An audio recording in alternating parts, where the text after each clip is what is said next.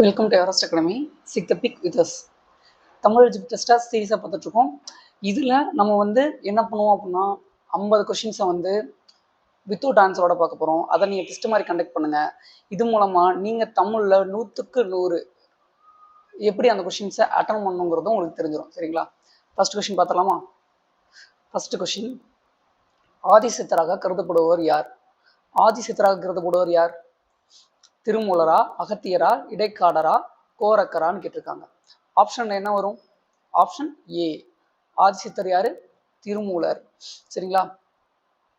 அகத்தியம் என்ற இலக்கிய நூலை எழுதியதா யாரு? அகத்தியர். அகத்தியம் என்ற இலக்கிய நூலை எழுதியதா அவரு. அவரோட நூல்கள் நமக்கு கிடைக்கப்பெறல.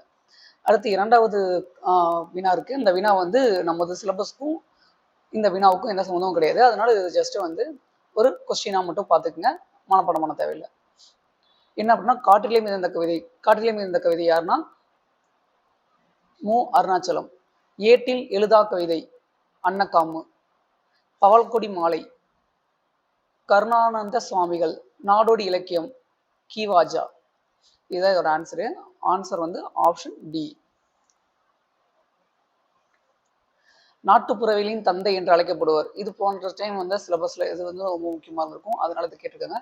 நாட்டுப்புறவியலின் தந்தை யார் அப்படின்னா வானமாமலையா, மு. ராமசாமியா, சு. சக்திவேலா, அன்னக்காமான்னு கேட்டிருக்காங்க. இது ரெண்டும் நமக்கு வராதுன்னு தெரியும். வானமாமலை தான் ஆன்சர். சு. சக்திவேல் எதுக்கு வருவார் அப்படின்னா நாட்டுப்புற இயல் ஆய்வு. நாட்டுப்புற இயல் ஆய்வு என்ற நூலை எழுதுனது யாரு அப்படின்னா சு. சக்திவேல். சரிங்களா?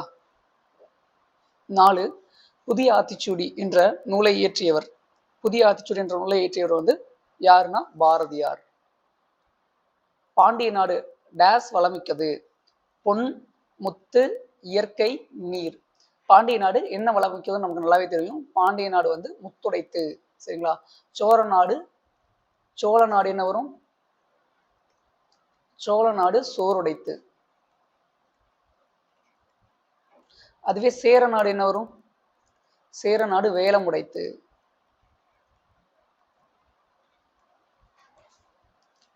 பாண்டிய நாடு முத்துடைத்து. தமிழில் தோன்றிய முதல் நாடக நூல். தமிழில் தோன்றிய முதல் நாடக நூல்னு என்ன எதுக்கு கேட்டிருக்காங்க? சிலப்பதிகாரம், சீவக சிந்தாமணி, மனோன்மணியம், மணிமேகலை. இதுல எது தமிழில் தோன்றிய முதல் நாடக நூல்னு கேட்டிருக்காங்க. நமக்கு நாடக நூல் அப்படின்னாலே நம்ம என்ன பண்ணுவோம் அப்படின்னா டைரக்டா சிலப்பதிகாரத்துக்கு போறதுக்கான சான்சஸ் இருக்கு. ஆனா பாவடிவில் அமைந்த முதல் நாடக நூல் அப்படின்னு கேட்டாலே இதுதான் வரும், மனோன்மணியம் தான் வரும். இது நாடக காப்பியம், அதாவது நாடகம் உருவாகிறதுக்காக ஒரு முன்னோட்டமா இதை வச்சிருப்பாங்க. சரிங்களா? சிலப்பதிகாரம் நாடக காப்பியம் சொல்லுவாங்க. ஆனா முதல் நாடக நூல் அப்படின்னா இது மனோன்மணியம். காவடி சிந்தின் தந்தை. இது சிலபஸ்ல கிடையாது இவரு, ஆனா இது தெரிஞ்சுக்கலாம். காவடி சிந்தின் தந்தை யாரு? காவடி சிந்தின் ஆசிரியர் யார்?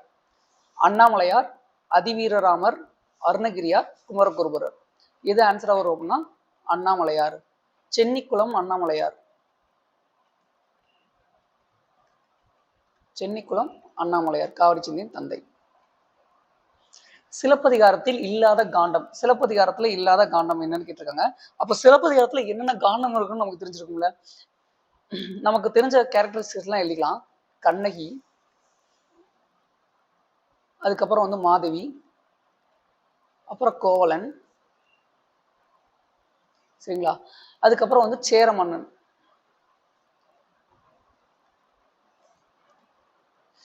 இப்போ கண்ணகி, மாதவி, கோவலன் இவங்க மூணுமே எங்க பிறந்திருப்பாங்க அப்படின்னா புகார்ல பிறந்திருப்பாங்களா? அப்ப புகார். சரி. அதுக்கப்புறம் இவங்க எல்லாம் எங்க தேடி, அதாவது வேலை தேடி கோவலன் பயணம் செய்யற ஊர் எது அப்படின்னா மதுரை. கண்ணகிக்கு சிலை எடுத்துட்டு வந்தவன் அது யார் அப்படின்னா சேர மன்னன். அப்போ அது என்ன நகரம்னு சொல்லுவாங்க? வஞ்சி நகரம்னு சொல்லுவாங்க, சேரர்களோட தலைநகரை. அப்போ என்னென்ன வருது பாருங்க, புகார் காண்டம், மதுரை காண்டம், வஞ்சி காண்டம் வந்துருச்சுங்களா? இப்போ இந்த 3 தான் எதோட இன்டர்லிங்கல் ஆகும் அப்படின்னா சிலப்பதிகாரத்துல வரும். அப்போ ஆரண்ய காண்டங்கிறது எங்க வரும் அப்படின்னா ஆரண்ய காண்டம் கம்பராமாயணத்துல வரும்.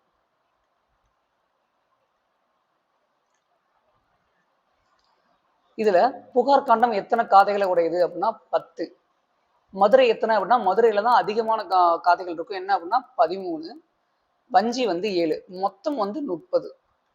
சரிங்களா? சரியான இணையை தேர்வு செய்க. இரட்டை காப்பியங்கள் என்பது ஆப்ஷன் ஏ சிலப்பதிகாரம், மணிமேகலை, மணிமேகலை சீவக சிந்தாமணி, சீவக சிந்தாமணி வளையாபதி, வளையாபதி சிலப்பதிகாரம். இதில் எது ஆன்சர் வருங்கிறத செக் பண்ணிக்கோங்க. நான் ஆன்சர் சொல்லிடுறேன். இரட்டை காப்பியங்கள். அப்போ காப்பியம் முன்னாடி நாடக காப்பியம், நாடக காப்பியம், குடிமக்கள் காப்பியம் அப்படின்னு எதை சொன்னேன் அப்படின்னா சிலப்பதிகாரத்தை சொன்னோம்னா, அதே மாதிரி மணிமேகலையும் காப்பியம் தான். அப்போ இரட்டை காப்பியங்கள் அழைக்கும் போது சிலப்பதிகாரம். சரிங்களா? சிலப்பதிகாரத்தை இயற்றியவர் வந்து யாருன்னா இளங்கோவடிகள். இவரோட நண்பர் வந்து சீத்தலை சாத்தனார். அவர் தான் மணிமேகலையை இயற்றிருப்பார். அடுத்து நாடக காப்பியம் என்று அழைக்கப்படும் நூல். முன்னாடியே சொல்லியாச்சு, முதல் நாடக நூல் அப்படின்னா தான் என்ன வரணும்? நாடக நூல் அப்படின்னா தான் மனோன்மணி வரும். மனோன்மணி வரும். இங்க வந்து நாடக காப்பியம் கேட்டிருக்காங்க. அப்ப நாடக காப்பியம் எது வரும்னு பாருங்க. சிலப்பதிகாரம், மணிமேகலை, சீவக சிந்தாமணி, குண்டலகேசி. இது வந்து என்ன அப்படின்னா சிலப்பதிகாரம். நாடக காப்பியம் என்று அழைக்கப்படுது சிலப்பதிகாரம். இதுவே சீவக சிந்தாமணி, குண்டலகேசி, குண்டலகேசி என்ன ஆகும்னா பௌத்த காப்பியம்னு சொல்லுவாங்க. குண்டலகேசியும் மணிமேகலையும் பௌத்த காப்பியம் சொல்லுவாங்க. கம்பர் அவை புலவராக விளங்கிய அரசவை. Option A Pandyan, option B Kulothunga Cholan, option C Cheran, option D Pallavan. இதுல எந்த அவையில வந்து கம்பர் வந்து அவை புலவராக இருந்திருக்காரு அப்படின்னா குலோத்துங்க சோழன். 12வது வினா பாருங்க. தமிழுக்கு கதி, தமிழுக்கு கதி என்று போற்றப்படும் நூல்கள் யாவை? அப்ப தமிழுக்கு கதி என்று போற்றப்படும் நூல்கள்ல ஆப்ஷன்ல பாத்துங்க. எது ஆன்சர் செக் பண்ணிக்கங்க. நான் வந்து ஆன்சர் சொல்லிடுறேன். கம்பராமாயணமும் திருக்குறளும் தமிழுக்கு கதி என்று அழைக்கப்படுகிறது. கம்பராமாயணமும் திருக்குறளும் தமிழுக்கு கதி என்று அழைக்கப்படுகிறது. கூற்று 1. 13வது வினா. கம்பராமாயணத்தில் அயோத்திய காண்டம் 2ஆம் காண்டமாகும். கூற்று 2. அயோத்திய காண்டத்தில் 13 படலங்கள் உள்ளது. சரிங்களா? அப்போ இதற்கு எதே ஆன்சர் அப்படின்னா கூற்று 1 மற்றும் 2 ரெண்டுமே சரி. 14வது வினா. புறத்தூய்மை நீரானமையும் அகத்தூய்மை டேஸ் காணப்படும். அப்போ திருக்குறளை கொடுத்து கொஸ்டின் கேட்டிருக்காங்க. இது அடிக்கடி இந்த மாதிரி சீர்களை கொடுத்து ஒரு சீரை மட்டும் வந்து நமக்கு வந்து கோடிட்டரமாக கொடுத்துருப்பாங்க. இது ரொம்ப முக்கியம். புறத்தூய்மை நீரானமையும் அகத்தூய்மை டேஸ் காணப்படும். நீராலா, காற்றாலா, வாய்மையாலா, பொய்மையாலான்னு கேட்டா வாய்மையால், வாய்மையால் காணப்படும். தேசம் உடுத்திய நூலாடை என கவிஞர் தாராபாரதி, தாராபாரதி குறிப்பிடும் நூல் என்ன அப்படின்னு சொல்லி கேட்டிருக்காங்க. தாராபாரதி அவர் எழுதிய பாடல்ல வந்து இந்த இந்த ஸ்டேட்மெண்ட்டை வந்து சொல்லியிருப்பாரு. தாராபாரதி வந்து சிலபஸ்ல இருக்காரு. ஸோ ரொம்ப முக்கியம். திருவாசகமா, திருக்குறளா, திருக்கடுகமா, திருப்பாவையா? ஆப்ஷன் வந்து ஆன்சர் பி. தாராபாரதி என்ன பண்ணியிருப்பாரு அப்படின்னா தேசம் உடுத்திய நூலாடை என்று திருக்குறளை தான் வந்து புகழ்ந்து பாடியிருப்பாரு. தாராபாரதியோட இயற்பெயர் எது? ராதாகிருஷ்ணன்.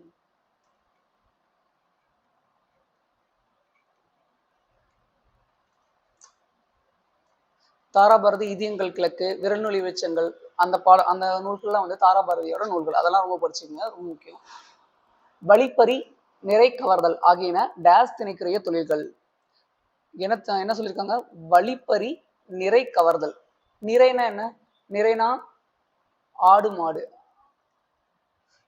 அப்போ வழிப்பறி பண்றதும் நிறை கவர்தலும் எந்த திணைக்குரிய தொழில்கள்னு கேட்டிருக்காங்க அப்படின்னா முல்லையா, நெய்தலா, பாலையா, மருதமா இருக்கு. இதுல எதுக்கு வரும்? ஆன்சர் வந்து பாலைக்கு தான் வரும். அப்ப மத்ததெல்லாம் என்ன வரும்? முல்லைக்கு என்ன வரும் அப்படின்னா மரம் ஏறுதல், ஆடு மேய்த்தல், அதாவது ஆணிரை மேய்த்தல் சொல்லலாம். ஆணிரைகளை மேய்த்தல். சரிங்களா? அதுவே நெய்தல், நெய்தல் வந்து உப்பு விளைத்தல். நெய்தல்ல வந்து உப்பு விளைப்பாங்க. அதுக்கப்புறம் வந்து மீன் பிடித்தல்.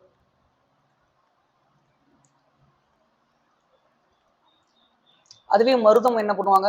மருதம்னா நெல், அதாவது விவசாயம். சொல்ல போனா விவசாயம் தான் பண்ணுவாங்க. அடுத்த கொஸ்டின், கீழ்கண்டவற்றுள் சுசமுத்திரம் படைப்புகளை மட்டும் தேர்வு செய்க. இதுல வந்து சுசமுத்திரங்கிறது வந்து சிலபஸ்ல கிடையாது, ஜஸ்ட் ஒரு கொஸ்டினா மட்டும் பார்த்துங்க. ஆன்சர் வந்து ஆப்ஷன் சி, வாடாமல்லி, பாலைப்புறா, மண்சுமை, தலைப்பகை, இதெல்லாம் வந்து சுசமுத்திரனோட படைப்புகளில் வரும். அடுத்து 18வது வினா, உதித்த. உதித்த என்ற சொல்லிற்கு எதிர்ச்சொல் தருக. ஒரு கொஸ்டினை நேரா படிச்சதுக்கு அப்புறம் மறுபடியும் ரிவர்ஸ்ல படிக்கணும். ஏன் அப்படின்னா அதுல சொல்லும் பொருளும் கேட்டிருக்காங்களா இல்ல வந்து எதிர்ச்சொல் கேட்டிருக்காங்களாங்கிறது நமக்கு ஒரு சில டைம் புரியாம போயிடும். அப்ப என்ன பண்ணணும் அப்படின்னா ஒரு டைம் 2 டைம் கொஸ்டின் படிக்கணும், இல்லைன்னா ஒரு டைம் கொஸ்டினை ஃபார்வர்ட்ல படிச்சுட்டு அதே மாதிரி பேக்வேர்ட்ல படிக்கணும். ஏன்னா பேக்வேர்ட்ல படிக்கும் போது தான் நமக்கு வந்து சொல் பொருள் கேட்டிருக்காங்களா எதிர்ச்சொல் கேட்டிருக்காங்கன்னு தெரியும். அப்போ உதித்த என்ற சொல்லுக்குரிய எதிர்ச்சொல் மறைந்தவா, குறைந்தவா, மிகுந்தவா, விழுந்தவா அப்படின்னு கேட்டோம் அப்படின்னா உதித்த, சூரியன் உதித்தது ஒரு ஸ்டேட்மெண்டா கூட வச்சுக்கோங்க. சூரியன் உதித்தது அப்படின்னா அதோட எதிர்ச்சொல் என்ன இருக்கும்? சூரியன் மறைந்தது. அப்போ மறைந்த அப்படிங்கிறது தான் அதோட எதிர்ச்சொல். சார்பெழுத்து வகைக்கு டேஸ் பொருந்தாது. சார்பெழுத்து வகைக்கு டேஸ் பொருந்தாது. உயிர்மை, ஆயுதம், உயிரெழுத்து, ஆயுத குறுக்கம். அப்போ சார்பெழுத்து வகைகள் மொத்தம் எத்தனை தெரிஞ்சிருக்கணும்? சார்பெழுத்து வகைகள் மொத்தம் எத்தனை? 10 வகைகள் இருக்கு. உயிர்மை, ஆயுதம், உயிரிழப்படை, ஒற்றலப்படை, குற்றியலுகரம், குற்றியலுகரம், ஐகார குறுக்கம், அகார குறுக்கம், மகார குறுக்கம். அந்த 10 வகையில இங்க எது வரல பாருங்க? உயிர்மை வந்துருச்சு, ஆயுதம் வந்துருச்சு, உயிர் எழுத்துங்கிறது இல்லை, ஆயுத குறுக்கம் இருக்கு. அப்போ உயிர் எழுத்துங்கிறது தான் தவறான பதிலிங்க.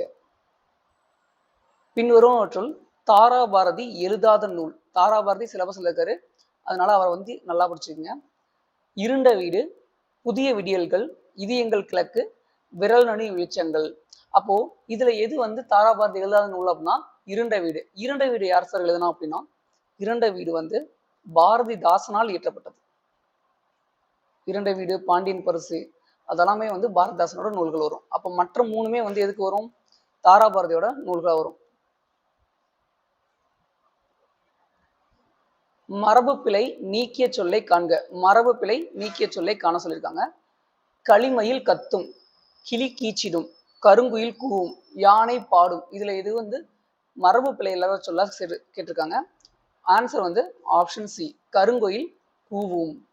அப்போ மயில் என்ன பண்ணும்? மயில் வந்து அகவும். ஆடு கத்தும். இங்க என்ன வரும்? கிளி கொஞ்சும் அல்லது பேசும். கிளி கொஞ்சும் அல்லது பேசும். யானை பிளிரும். எல்லாத்துக்கும் ஆன்சர் பார்த்தாச்சுங்களா? அடுத்த கொஸ்டின் போலாம். 22வது வினா, ஒளி வேறுபாடு அறிந்து பொருத்தமான இணையை தேர்வு செய்க. அலை, அலை, அலை. அலைனா என்ன? இந்த அலைனா என்ன? இந்த அலைனா என்ன? இதுல வந்து நிறைய டைம் ரிப்பீட் ஆகிட்டு இருக்கிற கொஸ்டின். அப்போ இதுக்கான ஆன்சர் என்ன அப்படின்னா அலை. அலை அப்படின்னா கடல் அலை. இந்த அலை அப்படின்னா புற்று.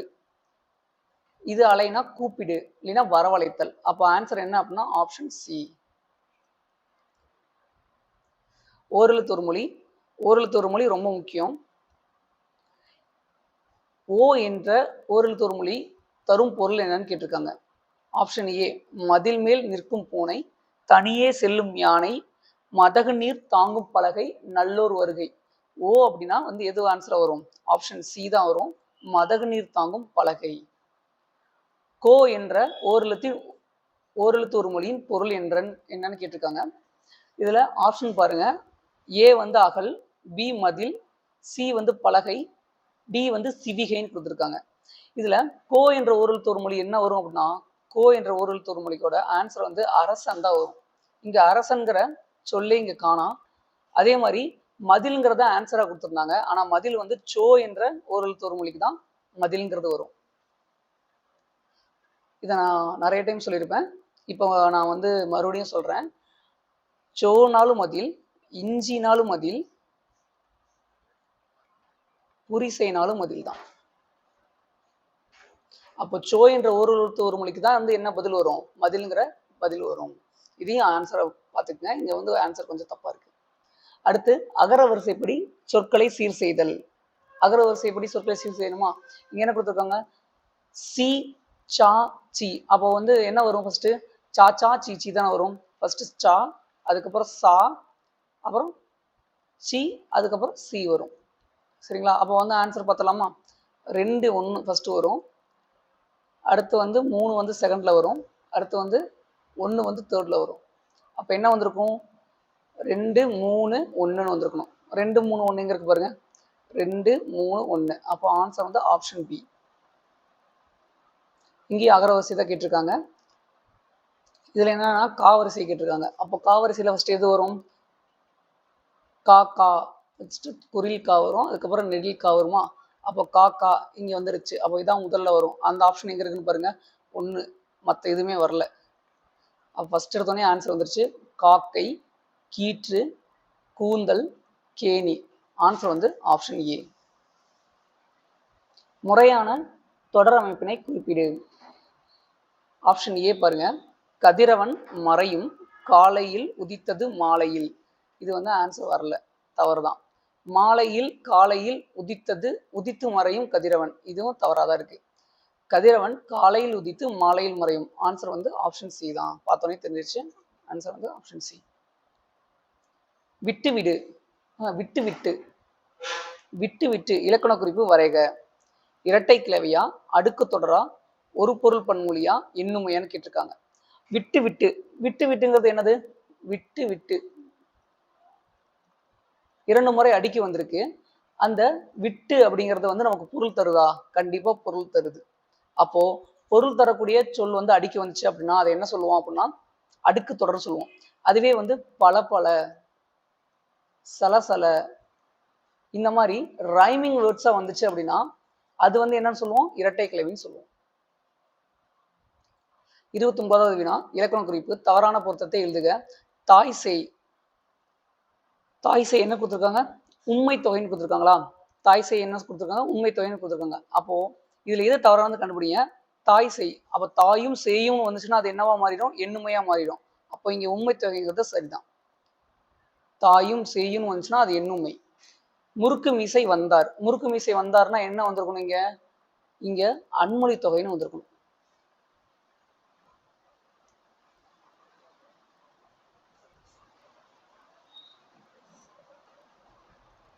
சரிங்களா? அதே வந்து முறுக்கு மீசை வந்தார், இன்னொரு ஆப்ஷன் கூட சொல்லலாம், இன்னொரு கொஸ்டின் கூட சொல்லலாம். முறுக்கு மீசை வந்தார், சிவப்பு சட்டை வந்தார், இந்த மாதிரிலாம் வந்துச்சு அப்படின்னாலே அது வந்து அன்மொழி தொகை. கரும்பை தின்றான், கரும்பு தின்றான், கரும்பு தின்றான்ங்கிறது வந்து அன்மொழி தொகை கிடையாது.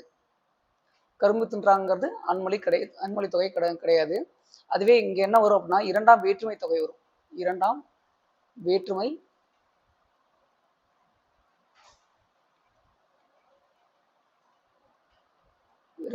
தொகை வரும். வெண்கொடை, வெண்கொடை பிரித்து எழுதணும் அப்படின்னா என்ன வரும்? வெண்மை பிளஸ் கொடைன்னு வருமா? அப்ப இது வந்து பண்பு தொகை. இது கரெக்ட், இதுவும் கரெக்ட். அப்போ என்னென்ன தப்பு? 2 3 தப்பு. 2 3 தப்புங்கிறது எங்க இருக்கு ஆன்சர்ல? Option A. விடைக்கேற்ற வினாவை தேர்வு செய்க. மாறன் 10ஆம் வகுப்பில் படிக்கிறான். மாறன் 10ஆம் வகுப்பில் படிக்கிறான்னு கேட்டிருக்காங்க. அப்ப ஆன்சர் என்னவா இருக்கும்? ஆன்சர் பிக் பண்ணிருங்க, நான் ஆன்சர் சொல்றேன். மாறன் எந்த வகுப்பில் படிக்கிறான்? மாறன் எந்த வகுப்பில் படிக்கிறான்னா 10ஆம் வகுப்பில் படிக்கிறான். அப்ப கொஸ்டின் வந்து இதுதான். விடைக்கேற்ற வினாவை தெரிவு செய்க. மனிதர்கள் செய்ய இயலாத கடினமான செயல்களை ரோபோக்கள் செய்கின்றன. ரோபோக்கள்ங்கிறது ரொம்ப முக்கியம். அப்போ அதை வச்சுதான் கொஸ்டினை மேக் பண்ண போறாங்க. மனிதர்களால் கடினமான செயல்களை செய்ய முடியுமா? இது தவறு. இந்த கொஸ்டினா அமைய வாய்ப்பில்லை. மனிதர்களால் செய்ய இயலாத செயல்களை செய்பவை எவை? அப்போ எவைங்கும் போது அது வந்து என்ன, எதை குறிப்பிடுது? இந்த ரோபோக்களை குறிப்பிடுது. அப்போ ஆன்சர் வந்து ஆப்ஷன் பி. மலைமுகம் காணா பயிர் போல. ஓமைக்கு பொருத்தமான சொல்லை தேர்ந்தெடு. செழிப்பு இன்பம், வறட்சி வாட்டம் துன்பம், மகிழ்ச்சி மிகுந்த இன்பம், மழை வெயில். மலைமுகம் காணா பயிர் போலன்னு தான் கொடுத்துருக்காங்க. அப்போ மலைமுகம் காணா பயிர் போலனா என்ன வரும்? வறட்சி வாட்டம் துன்பம், இதுதான் குறிப்பிடும். அப்போ ஆப்ஷன் பி தான். பழம் நழுவி பாலில் விழுந்தது போல. இவ்வோமைக்கு பொருத்தமான பொருளை தேர்ந்தெடு. பழம் நழுவி எங்க விழுந்திருக்கு? பால்ல விழுந்திருக்கு. அப்போ வந்து இது என்னது? இன்பமான ஒரு செயல் தான். அப்போ இதை வச்சு ஆன்சர் பிக் பண்ணிட முடியும். என்னன்னு பார்க்கலாமா? ஆப்ஷன் ஏ பாருங்க. எதிர்பார்த்த ஒன்று எதிர்பாராமல் நடந்திருத்தல். நடந்திருத்தல்னா ஆன்சர் வந்துடும். நடக்காதிருத்தல். அப்போ நடக்காதிருத்தல்னா இது வந்து என்ன? எதிர்மறையா வந்திருக்கு. அப்போ இது கிடையாது, இதுல இன்பமே கிடையாது. அதே பாருங்க, நினைத்த ஒன்று, பிடித்த செயல் ஒன்று, எதிர்பாராமல் நடப்பது. இந்த ஸ்டேட்மெண்ட் பாருங்க நல்லா. நினைத்த ஒன்று, பிடித்த செயல் ஒன்று, எதிர்பாராமல் நடப்பது. நம்ம வந்து இது நடந்தா போதும்னு நினைச்சிருப்போம். அதை விட இன்னொரு விஷயம் வந்து நமக்கு ஃபேவரா நடக்குது. அப்போ வந்து இது என்னன்னா ரெட்டிப்பு மகிழ்ச்சின்னு கூட சொல்லலாம். ரெட்டிப்பு மகிழ்ச்சி. அப்போ இரட்டிப்பு மகிழ்ச்சி அப்படின்னாலும் என்ன வரும்? பழம் நழுவி பாலில் விழுந்தது போலங்கிறது ஆன்சரா வரும். அப்ப ஆன்சர் வந்து என்ன? ஆப்ஷன் பி தான். எதுகை மோனை இவற்றுள் ஏதேனும் ஒன்றை தேர்ந்தெடுத்து எழுதுதல். பெருமைக்கும் ஏனை, சிறுமைக்கும் தம் தம் கருமமே கற்றலை கல். இக்குறளில் அமைந்துள்ள நயத்தை தேர்ந்தெடு. இதுல என்ன வந்திருக்கு? எருமைக்கும் பெருமைக்கும், பெருமைக்கும் ஏனை சிறுமைக்கும் தம் தம் கருமமே. ஓகே, இங்க வந்து என்ன வந்திருக்கு? ரூ வந்திருக்கு. இங்க என்ன வந்திருக்கு? கருமமே, கரு. அப்போ இரண்டாவது எழுத்து ஒற்றி வந்துச்சு அப்படின்னா அதை என்ன சொல்லுவோம்? எதுகைன்னு சொல்லுவோம். இந்த இடத்துல வந்து அடி எதுகை வந்திருக்கா இல்ல சீரெதுகை வந்திருக்கானா? இந்த இடத்துல வந்து அடி எதுகை வந்திருக்கு. அப்போ ஆன்சர் என்ன அப்படின்னா எதுகை தான். இதுவே வந்து அடி எதுகை, சீர் எதுகைன்னு கொடுத்துருந்தாங்கன்னா அதுல என்ன குறிப்பிடணும்? நம்ம அடி எதுகைன்னு தான் குறிப்பிடணும். ஏன்னா இங்க சீர் எதுகை வரல. 35வது வினா. கெடுப்பதும் கெட்டார்க்கு சார்வாய் மாற்றாங்கே எடுப்பதும் எல்லாம் மலை. இக்குறட்பாவில் அமைந்துள்ள தொடை நயத்தை தேர்ந்தெடுதுக. இதுல என்ன தொடை நயம் வந்திருக்குங்கிறத கண்டுபிடிக்க சொல்லியிருக்காங்க. ஆன்சர் என்ன அப்படின்னா அடி அளபடை தொடை. அடி அளபடை தொடை. யாருக்கும் மருந்துண்ணும் தேவை ஏற்படாது என்கிறார் திருவள்ளுவர். யாருக்கு மருந்துண்ணும் தேவை ஏற்படாது அப்படிங்கிறாரு திருவள்ளுவர். பசித்த பின் உண்பாருக்கு, முன் உண்டது செரித்த பின் உண்பாருக்கு, நீர் அருந்துவோருக்கு இவற்றில் எதுவும் இல்லை. அப்போ இதுல எது ஆன்சரா வரும்னா முன் உண்டது செரித்த பின் உண்பாருக்கு தான் வந்து என்ன வரும்? மருந்து உண்ணும் தேவை ஏற்படாது. மருந்தன வேண்டாம் யாக்கைக்கு அருந்தியது அற்றது போற்று உணின். அதுதான் ஆன்சர். அதுதான் அந்த குறள். குறள் என்ன அப்படின்னா மருந்தன வேண்டாவாம்னு ஆரம்பிக்கும்.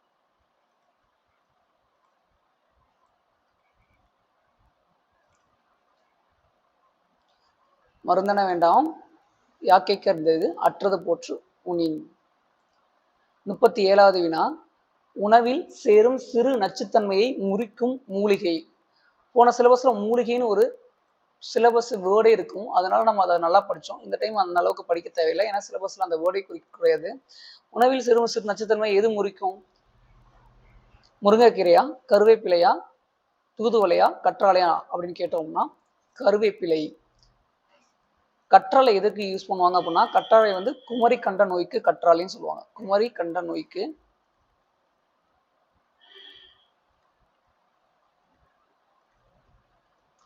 கற்றாழை. சரிங்களா? அடுத்து தொன்மை தமிழகத்தில் யவனர் என்று அழைக்கப்பட்டவர்களில் ஒருவர். எகிப்தியர், கிரேக்கர், பாலஸ்தீனியர், சீனர். இதுல யாரை வந்து யவனர்கள் என்று அழைத்தாங்க அப்படின்னா கிரேக்கர்களையும் ரோமர்களையும் தான். அப்போ கிரேக்கர் ஆன்சர். யாதும் ஊரே யாவரும் கேளீர். இதை யார் சொல்லியிருப்பா? கணியன் பூங்குன்றனார் சொல்லியிருப்பாரு. என்ற வரிகள் உணர்த்தும் பண்பு அன்பு, மகிழ்ச்சி, உலக பொதுமை, ஒப்புரவு. இதை பார்த்தாலே தெரியும் உலக பொதுமை. இதை கூட வந்து அப்துல் கலாம் என்ன பண்ணியிருப்பாரு அப்படின்னா மேற்கோள் காட்டி பேசியிருப்பார். உலக அரங்களை மேற்கோள் காட்டி பேசியிருப்பாரா? அப்போ கணியன் பூங்குன்றனார் வந்து எதை பேசியிருக்காரு? உலக பொதுமை தான் பேசியிருக்காரு. நாயக்கர்கள் ஆண்ட நிலப்பகுதி இவ்வாறு அழைக்கப்பட்டது. பாளையம், பாடி, பட்டினம், பாக்கம். இதுல நாயக்கர்கள் ஆண்ட பகுதியை வந்து என்ன சொல்லுவாங்க அப்படின்னா பாளையம் தான் சொல்லுவாங்க. பாடிங்கிறது எங்க வரும்? பாடிச்சேரி. பாடிச்சேரி இது ரெண்டுமே எந்த நிலத்துக்கு வரும் அப்படின்னா முல்லை நிலத்துக்கு வரும். முல்லை நிலத்துக்கு வரும். கவுந்தம்பாடி அப்போ அந்த பாடிங்கிறது என்ன அப்படின்னா, முல்லை நிலத்துல காடு நிறைந்த ஒரு இடத்துல தான் வந்து பாடிங்கிற பேர் வந்து பின்னாடி வந்து இணையும். அப்போ அந்த ஊர் என்னவா இருக்கும் அப்படின்னா, காடு நிறைந்த ஊரா தான் இருக்கும். பட்டினம், பட்டினம்னா என்ன, பாக்கம்னா என்னன்னு நமக்கு தெரியும். அதாவது கடற்கரை பேரூர் வந்து என்ன வரும், பட்டினம் வரும். கடற்கரை பேரூர் வந்து பட்டினம்னு வரும். அதுவே கடற்கரை சிற்றூர், கடற்கரை சிற்றூர் வந்து பாக்கம்னு வரும். ஆன்சர் கண்டுபிடிச்சலாமா? ஈஸி தானே. அதே மாதிரி மீனவர்கள் வாழும் பகுதியை வந்து குப்பம்னு சொல்லுவாங்க. மீனவர்கள் வாழும் பகுதி, மீனவர்கள் வாழும் பகுதி.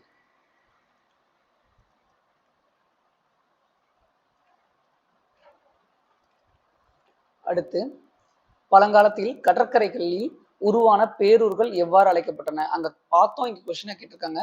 அப்ப கடற்கரையில உருவான பேரூர்கள் தானே கேட்டிருக்காங்க. அப்ப கடற்கரை பேரூர் நாங்க என்னன்னு சொல்லியிருந்தேன், பட்டினம் தானே சொல்லியிருந்தேன். அப்போ ஆன்சர் என்ன, பட்டினம். பாக்கம்னா சொல்லியாச்சு, சிற்றூர். குப்பம்னா யாரு, குப்பம்னா மீனவர்கள் வாழும் பகுதி தான் குப்பம் சொல்லுவோம்.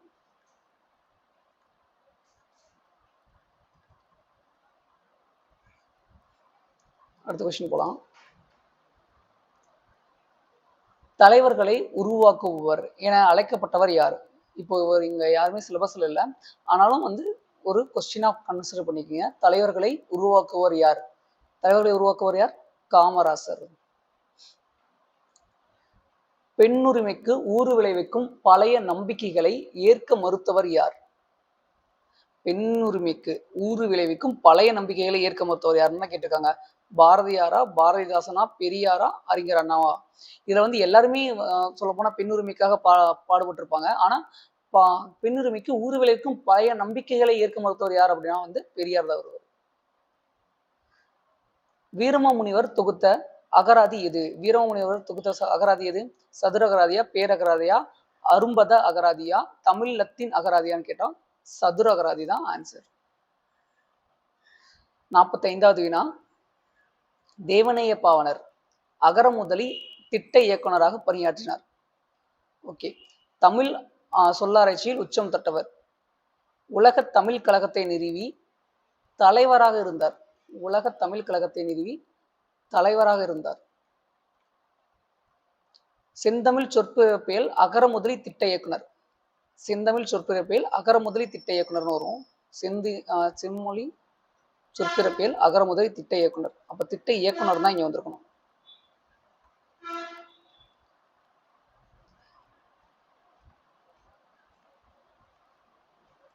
அப்போ இதுதான் வந்து கரெக்டான ஆன்சரா வரும். இங்க கொடுத்துருக்கிற ஆன்சர் வந்து அனைத்தும் சரின்னு கொடுத்துருப்பாங்க, அது வந்து தவறு.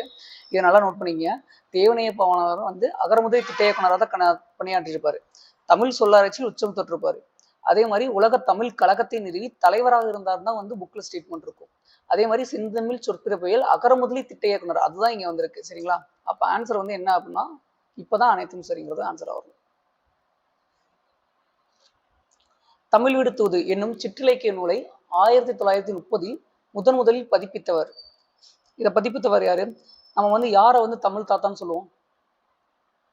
தமிழ் தாத்தா யாரை சொல்லுவோம்? உ.வே.சா தான் சொல்லுவோம். அவர் தான் என்ன பண்ணியிருப்பார் அப்படின்னா, பழங்கால நூல்களையும் இலக்கியங்களையும் வந்து என்ன பண்ணியிருப்பார் அப்படின்னா, பதிப்பித்ததுக்கு உறுதுணையாக இருந்திருப்பாரு. சரிங்களா? பேசப்படுவதும் கேட்கப்படுவதும் உண்மையான மொழி என்றவர். பேசப்படுவதும் கேட்கப்படுவதும் உண்மையான மொழி என்றவர் யாரு அப்படின்னா, மு. வரதராசனார். ரொம்ப முக்கியங்க. பேசப்படுவதும் கேட்கப்படுவதும் உண்மையான மொழி என்றவர். 48வது வினா, கூற்று சமயத்துறையில் வடமொழி ஆதிக்கம் அதிகம் இருந்தும் தமிழ் செல்வாக்கு பெற்றிருந்தது. காரணம் ஆழ்வார்களும் நாயன்மார்களும் பத்தி பாடல்களை தமிழிலே வழங்கினர். அப்போ வந்து சமயத்துறைனா என்ன? சைவ வைணவம். அந்த காலத்துல இருந்தது என்ன அப்படின்னா 2 தான், சைவமும் வைணவமும். அதுக்கு முன்னாடி சமணமும் பௌத்தமும் இருந்துச்சு. ஆனா சமணமும் பௌத்தமுமே வந்து என்ன பண்ணியிருப்பாங்க அப்படின்னா, பாலி மொழியில வந்து பௌத்தத்தோட நூல்கள் இருந்தாலும் அதை தமிழ்ல மொழிபெயர்த்திருப்பாங்க. அப்போ சைவ வைணவம் என்ன இருந்துச்சுன்னா, சைவ வைணவங்கிறது வந்து வடமொழி ஆதிக்கம் இருந்தாலும் அதிக நூல்கள் எதுல இயற்றியிருப்பாங்கன்னா, நாயன்மார்களாலும் அதே மாதிரி ஆழ்வார்களாலும் ஆழ்வார்களால் எழுதப்பட்டதுன்னா எது வரும்? 4000 திவ்ய பிரபந்தம். 4000 திவ்ய பிரபந்தம். அதே மாதிரி நாயன்மார்கள் எழுதின நூல்கள்லாம் வந்து நமக்கு தெரியும். சரிங்களா? 63 நாயன்மார்கள் தான் எழுதியிருப்பாங்க. அப்போ இவங்க எல்லாமே வந்து இவங்க என்ன பண்ணியிருப்பாங்கன்னா சைவ பாடல்கள் படிப்பாங்க, இவங்க வந்து வைணவ பாடல்கள் படிப்பாங்க. இது எல்லாத்தையுமே வந்து என்ன இதுல தான் எழுதியிருப்பாங்க அப்படின்னா தமிழ் மொழியில தான் எழுதியிருப்பாங்க. அப்போ வடமொழி ஆதிக்கம் இருந்தும் எதுதான் செல்வாக்கு பெற்றிருக்குது? தமிழ் தான் செல்வாக்கு பெற்றிருந்தது. அப்ப கூற்று காரணம் இரண்டும் சரிதான். Answer option A. கூத்துப்பட்டறை என்னும் நாடக குழுவை நடத்தி வந்தவர் யார்? கே.ஏ. குணசேகரன், முருக பூபதி, நா. முத்துச்சாமி, மு. ராமசாமி. இதுல எது ஆன்சரா வருங்கிறத பிக் பண்ணிக்கங்க. ஆன்சர் வந்து நா. முத்துச்சாமி. கூத்துப்பட்டறை நா. முத்துச்சாமி தான் சொல்லுவாங்க. கண்ணீர் பூக்கள். கண்ணீர் பூக்கள் கவிதை தொகுப்பை இயற்றியவர். கண்ணீர் பூக்கள் கவிதை தொகுப்பை இயற்றியவர். Option A Mu. Metha, option B Mudiyarasan, option C Abdul Rahman, option D Kannadasan. இதுல எது ஆன்சரா வரும் அப்படின்னா மு. மேத்தா. மு. மேத்தா தான் கண்ணீர் பூக்கள். சரிங்களா?